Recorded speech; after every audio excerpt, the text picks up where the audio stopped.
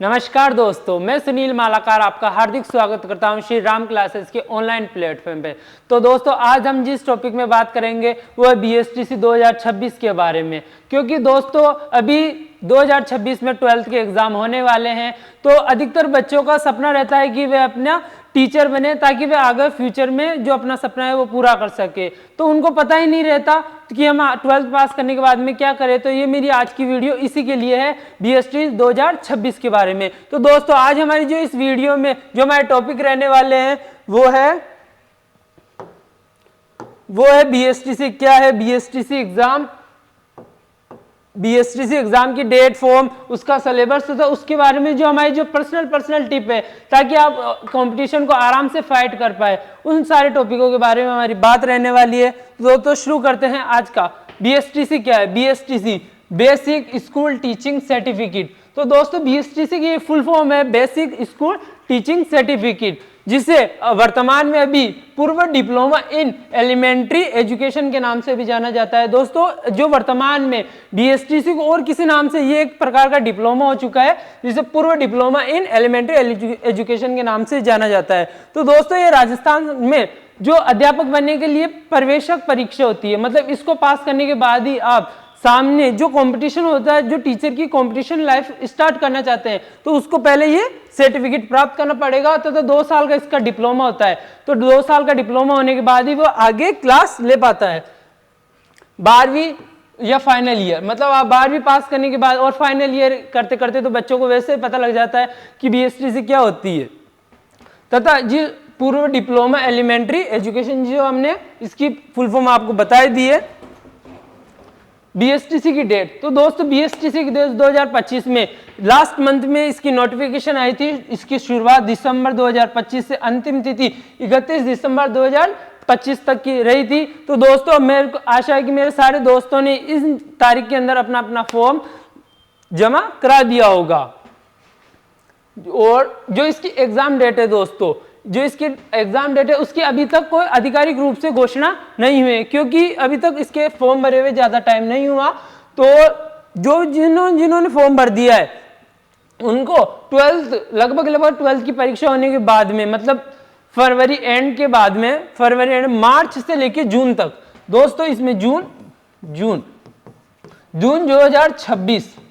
2026 तक संभावना है कि इसका बीएसटीसी का पेपर हो सकता है। क्योंकि दोस्तों, गत जो पिछले 2 साल हुए हैं उसमें जो 2025 का पेपर था वो हुआ था 1 जून 2025 का समथिंग इसके एग्जाम डेट थी।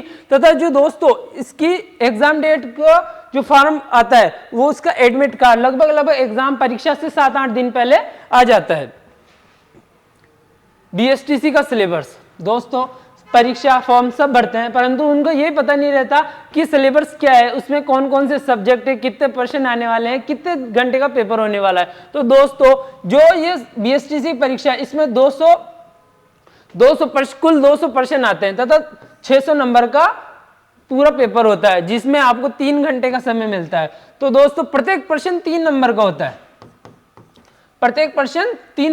है। तो दोस्तों, अगर आप आराम से सोच विचार करके एक प्रश्न को आराम से टाइम दें, क्योंकि 3 घंटे खूब होते हैं दोस्तों, 200 प्रश्नों के लिए 3 घंटे खूब होते हैं। 180 मिनट का टाइम होता है 200 प्रश्नों के लिए। तो आप आराम से इसको सॉल्व कर सकते हो। और जो बीएसटीसी का पैटर्न होता है एमसीक्यूज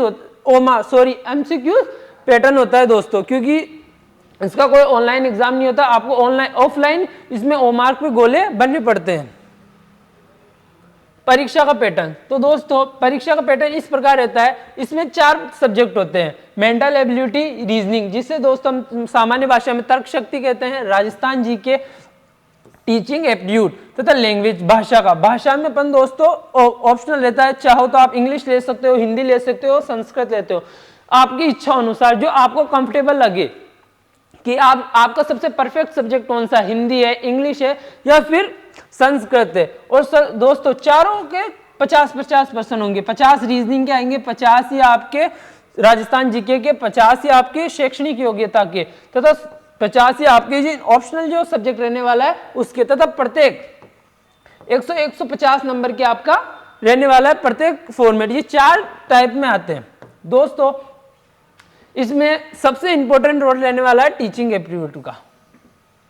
क्योंकि दोस्तों ये अपन जो अपनी रोजाना लाइफ होती है उसमें ये तीनों चारों सब्जेक्ट तो हमारे काम में आते हैं, परंतु ये टीचिंग एप्टीट्यूड इसमें दोस्तों बच्चों को कंफ्यूजन रहता है। तो हमारी जो वीडियो है इसके अंत में मैं आपको ये भी बताऊंगा कि टीचिंग एप्टीट्यूड की कौन सी क्लासें आपको हमारे जरिए लेनी है तथा इसके कौन से एमसीक्यूज पैटर्न है, तो वो हम आगे वीडियो के अंत में बात करेंगे।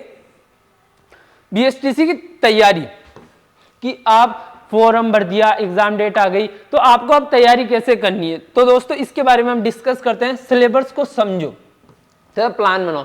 दोस्तों आपको एक बहुत अच्छी बात बताता हूं, जो आपका सिलेबस आता है ना उसमें आप देखो कि आपके कौन कौन से टॉपिक आए हुए हैं, क्योंकि जो प्रश्न आने वाले हैं ना पेपर में उसके लगभग 70% तो ऐसा होता है कि हमारे जो पेपर का जो सिलेबस है ना उसी में से प्रश्न बन जाते हैं। सिलेबस के में से 70% बन रहे हैं, तो दोस्तों और क्या चाहिए, उसमें सिलेबस के भाग को बांटकर रूटीन बनाए। मतलब आपको 1 घंटे रीजनिंग, 1 घंटे टीचिंग एप्टीट्यूड, 1 घंटा आपको राजस्थान जीके तथा 1 घंटा आपका ऑप्शनल वाला हिंदी इंग्लिश, और अधिकतर बच्चे वैसे हिंदी चुनते हैं दोस्तों, तो मेरी भी आशा है कि आप हिंदी ज्यादा लो, क्योंकि रोजाना हमारी लाइफ में हिंदी हमारे ज्यादा काम में आती है। और जो पिछले साल के प्रश्न पत्र होते हैं, जो दोस्तों हमारे पिछले साल के जो पेपर होते हैं ना लास्ट ईयर के, उसके आप सॉल्व करो। रोज का एक पेपर भी सॉल्व करोगे दोस्तों तो आपके आराम से 200 प्रश्न आप रोज के सॉल्व कर रहे हो, तो सोचो आपके महीने के 330 दिन, तो दोस्तों आपके 6000 प्रश्न तो केवल पिछले साल के पेपरों में से उठ रहे हैं। और मेरे दोस्तों मेरी गारंटी है इससे आपका 70 से 80%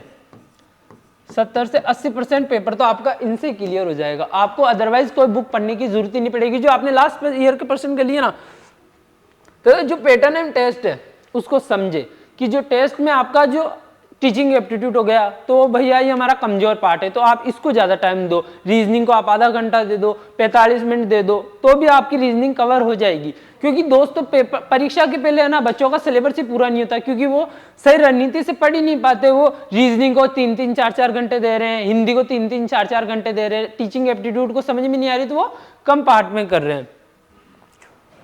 उसके बाद में आप मजबूत बात, मतलब आपको कौन कौन सी बातों का ध्यान रखना है, तो उस बारे में समझते हैं दोस्तों कि रीजनिंग में लॉजिक, क्योंकि रीजनिंग है एक लॉजिक का सब्जेक्ट। जितना आप लॉजिक से काम लोगे उतनी ही रीजनिंग को आप आसान तरीके से सॉल्व कर पाओगे। उसके बाद में राजस्थान जी के इतिहास, भूगोल और शासन, मतलब जो राजस्थान में 4 टॉपिक, अर्थव्यवस्था, राजस्थान की अर्थव्यवस्था, राजस्थान का भूगोल, और राजस्थान का भूगोल अभी चेंज हो चुका है तो आप 41 जिलों के हिसाब से पढ़े, तथा हमारी ऐप में 41 जिलों के हिसाब से भूगोल शामिल भी है, तो आप उसे ज्वाइन कर सकते हैं। तथा भाषा में आप सबसे ग्रामर और वोकेब, तो दोस्तों मेरी हर वीडियो में आप देखते होंगे कि जो ग्रामर हिंदी हो या इंग्लिश, इसमें ग्रामर पोर्शन बहुत ज्यादा होता है, क्योंकि इसमें लेसन वगैरह का कोई विस्तार होता नहीं है, तथा इसमें ग्रामर का बहुत ज्यादा रोल होता है। तो आप ग्रामर को, क्योंकि ग्रामर में एक छोटी सी मात्रा से भी आपके नंबर गलत हो जाता है।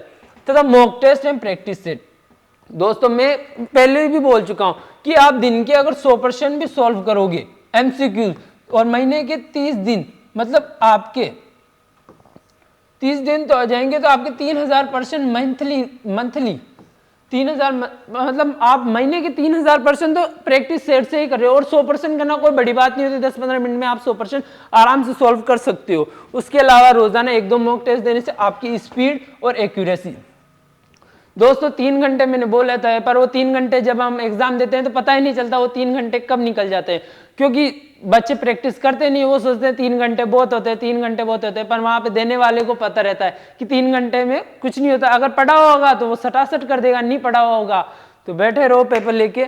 और टाइम मैनेजमेंट सबसे अच्छी दोस्तों ये बात है, टाइम मैनेजमेंट।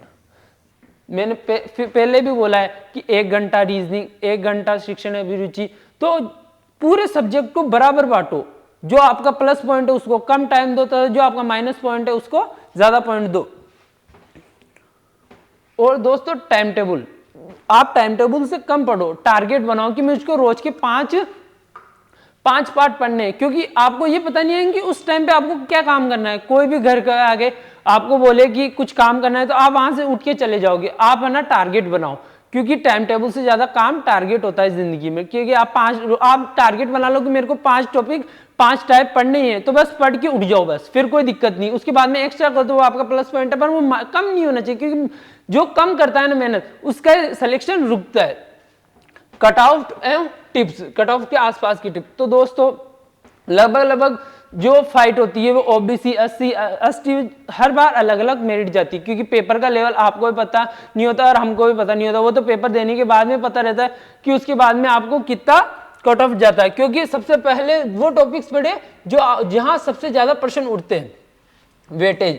मतलब दोस्तों रीजनिंग का कौन सा टॉपिक कितने नंबर का है, आपको पता चला कि वो टॉपिक ही 1 नंबर का है, उसको आप 3-3, 4-4, 5-5 बार रिवीजन कर रहे हो और वो टॉपिक ही 1 नंबर का है, तो वो क्या मतलब रहेगा। और आप 5-5, 6-6 नंबरों की टॉपिक को छोड़ दोगे क्योंकि वो हार्ड होते हैं। तो उन हार्ड लेवल के जो टॉपिक होते हैं उनको ज्यादा महत्वपूर्ण उनको दो, ताकि आपका वहां पे माइनस पॉइंट आपका प्लस पॉइंट बन के निखरे। डेली रिवीजन दोस्तों, ऐसे नहीं निरंतर चलो 2 घंटे 2 घंटे 2 घंटे 2 घंटे 10 मिनट, ऐसे नहीं कि कभी तो 2 घंटे कभी तो 5 घंटे पढ़ लिया और कभी 1 घंटा और कभी पढ़ा ही नहीं। तो रोज डेली रिवीजन करो और कंटिन्यू करो, क्योंकि निरंतर चलने वाला ही जीत पाता है।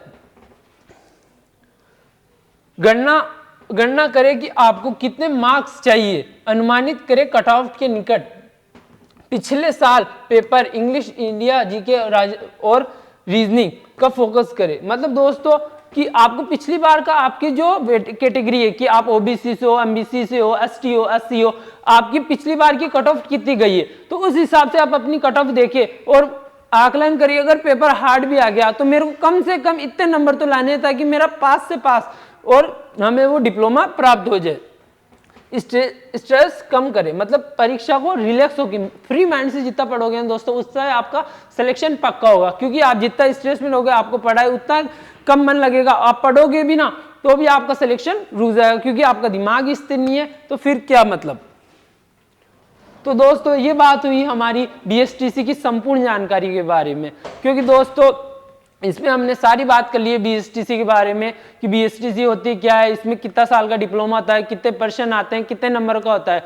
तो दोस्तों जो भी मेरे प्यारे प्यारे दोस्त हैं 12वीं पास करे हैं, उनको पता नहीं, आइडिया नहीं है, तो वो वीडियो जरूर देखें तथा ज्यादा से ज्यादा शेयर करें, ताकि उनसे ज्यादा से ज्यादा शेयर होगी तो उनको पता लगेगा कि उनको 12th बाद में करना क्या होता है। और बीएसटीसी के अलावा भी जो भी सारे कंपटीशन की तैयारी करना चाहते हैं, मतलब एलडीसी, वीडियो, पटवार, क्योंकि हमारे श्री राम क्लासेस का जो ऐप है श्री राम क्लासेस किशनगढ़, जिसपे ये लोगो लगा है, आप प्ले स्टोर से इसको डाउनलोड कर सकते हैं, क्योंकि इसमें सारे अभी नए बैच चालू हैं, रिकॉर्डेड तथा लाइव क्लासेस। तो आप जल्दी से जल्दी हमारा ऐप डाउनलोड करें ताकि आपका सिलेक्शन पक्का हो जाए। धन्यवाद।